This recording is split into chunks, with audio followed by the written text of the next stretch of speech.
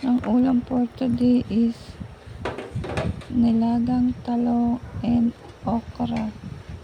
Lagay po tayo ng talong. Lagay po natin silang lahat. And then, isunod natin po ang okra. Ilagay po natin silang lahat.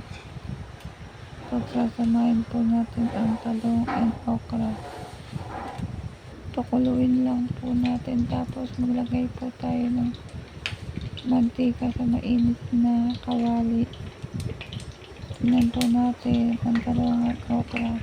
Kumukulo na po sila.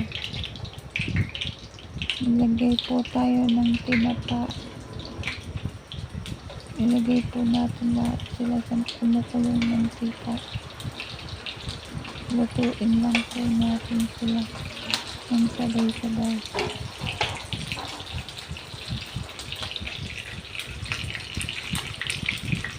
Nilagay po natin lahat.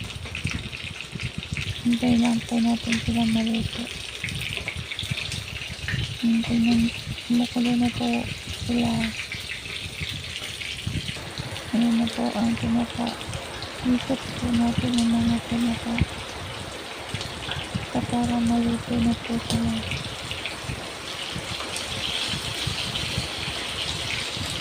Ikot lang natin po silang lahat.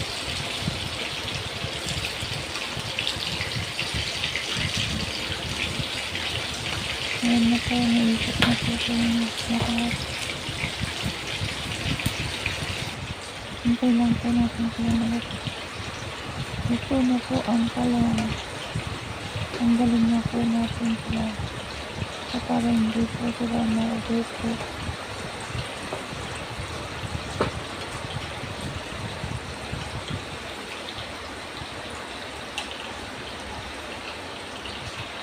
Yan po.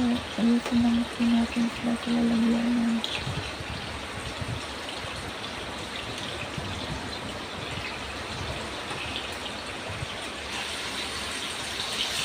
Yan po.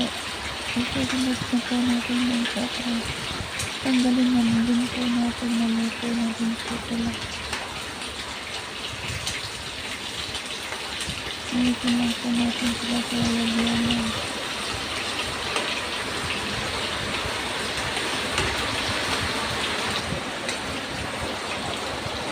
Yan po, lagay po natin ang pulses ng kamote. Tapos nakulit na tubig.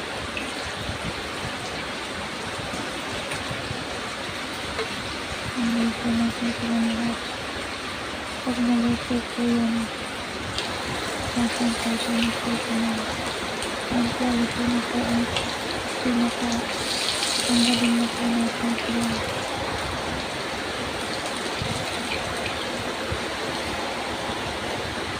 Tapos sabihin na po natin ng konti. Nagilagay ko na ng diyaman.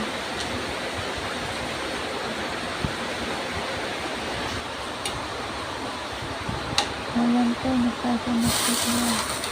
Pinasok na po sila maluto.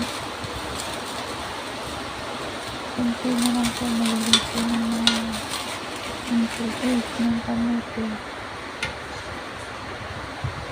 Ayan po, luto na po sila. Kapag-tigin lang po natin, bago natin nakita. Lalagyanan.